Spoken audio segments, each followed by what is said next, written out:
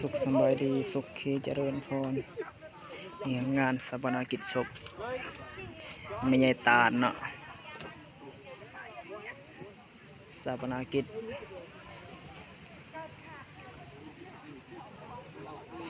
เกิดแก่เจ็บตายชีวิตของคนเฮา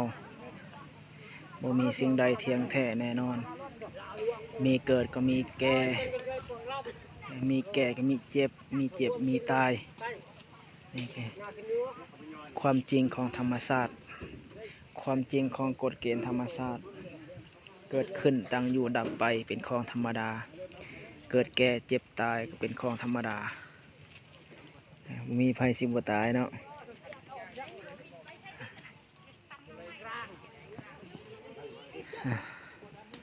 ยอมมันลงปันดาวไปกี่เรื่องมันลงปันดาวไปกี่เรื่องมันเดี๋ยวจะมาหนูแล้วมันลงปันดาวเลยนะ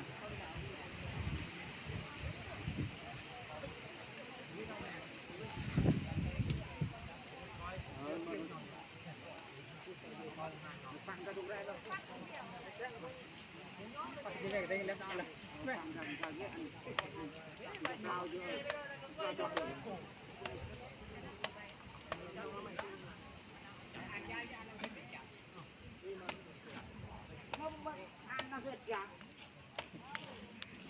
เป่าเอ็ดไปทางเอ็ดอะไรเป่ามังหาเบอร์การเด็ดใหญ่ยาเด็กขึ้นเยอะไปเป่าเด็ดใหญ่คือว่าเคยเจอเยอะแต่เด็ดเจอเป่าเลยนะเป่าไปก็ทำเลย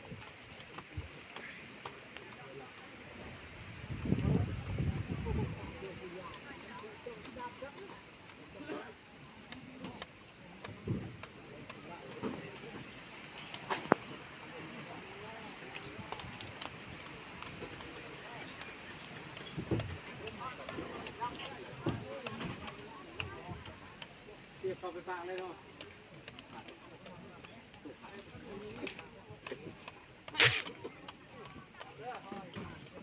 นุ่มข้าอะไรจับรถเปล่าด้วย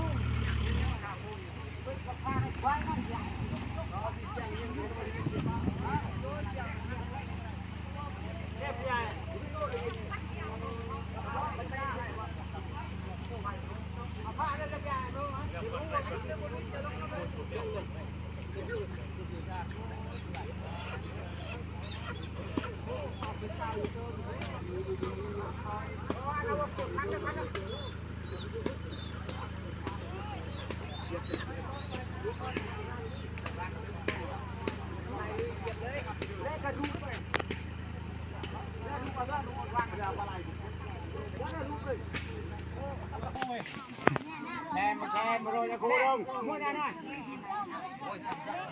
หดกันเนี่ยนี่นะรู้รถ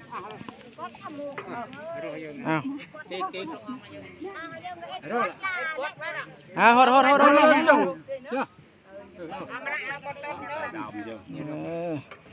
เชื่อบ่เตียวเมียนไผบอกฮะคือว่าเมียนใส่ก่อนซะนะ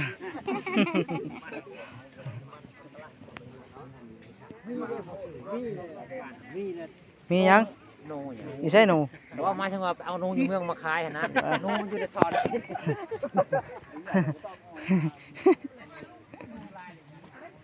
เห็นก็ว่าหนูเนาะเอาไปซื้อ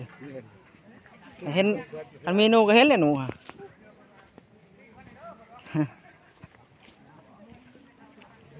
ย่างไม่ใหญ่นี่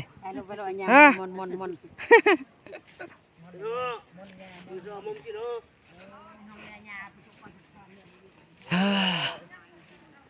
งานสาปนกิจศพ สำเร็จพิธีเป็นทีเรียบร้อยโยมกำลังเกิดแก่เจ็บตายเป็นของธรรมดาเกิดคู่ตายเจ็บคู่หาย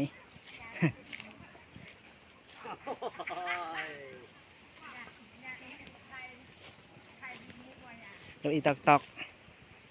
ถ่ายหมด สำเร็จนี่ก็เป็น